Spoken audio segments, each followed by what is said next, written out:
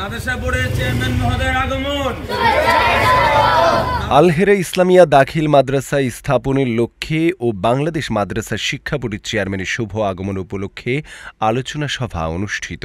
আজ সকাল ৮টায় গাজীপুরের বোটবাজার আল-হেরা ইসলামিয়া দাখিল মাদ্রাসা মিলনায়তনে ছাত্রদের কুরআন তেলাওয়াত ও হামদ নাত পরিবেশনের মধ্য দিয়ে অনুষ্ঠান অনুষ্ঠিত হয়। এ সময় প্রধান অতিথি হিসেবে উপস্থিত ছিলেন বাংলাদেশ মাদ্রাসা শিক্ষা বোর্ডের চেয়ারম্যান প্রফেসর মিয়া মোহাম্মদ নুরুল হক।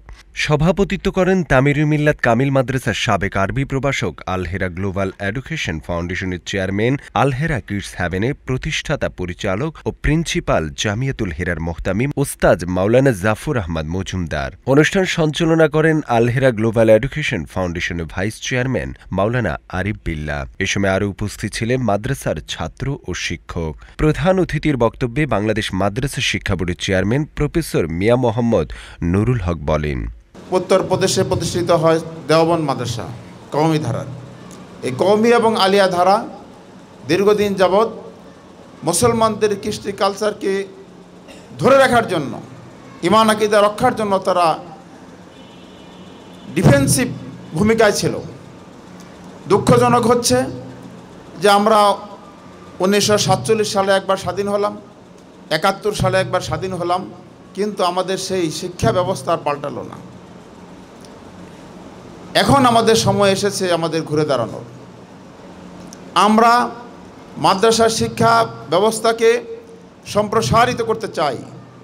আমরা চাই এদেশের মুসলমান যেহেতু অধিকাংশ, এদেশের মূলধারার শিক্ষা ব্যবস্থা হবে মাদ্রাসা শিক্ষা ব্যবস্থা ইনশাআল্লাহ।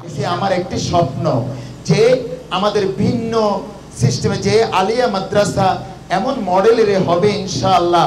আমরা সরকারি মাদ্রাসা বোর্ডের সকল নিয়ম কানুনকে মেনে তার সাথে ভিন্নভাবে আমাদের ইচ্ছা একটি ছাত্র সেই যেমনিভাবে দাখিল পর্যন্ত আলিয়ার 100% নিয়মগুলোও মানবে, আলেম পর্যন্ত পড়বে, প্রত্যেকে জুব্বাওয়ালা হবে, পাগড়িওয়ালা হবে, দাড়িওয়ালা হবে এবং ইংলিশে অনর্গল কথা বলবে, আরবিতে অনর্গল কথা বলবে।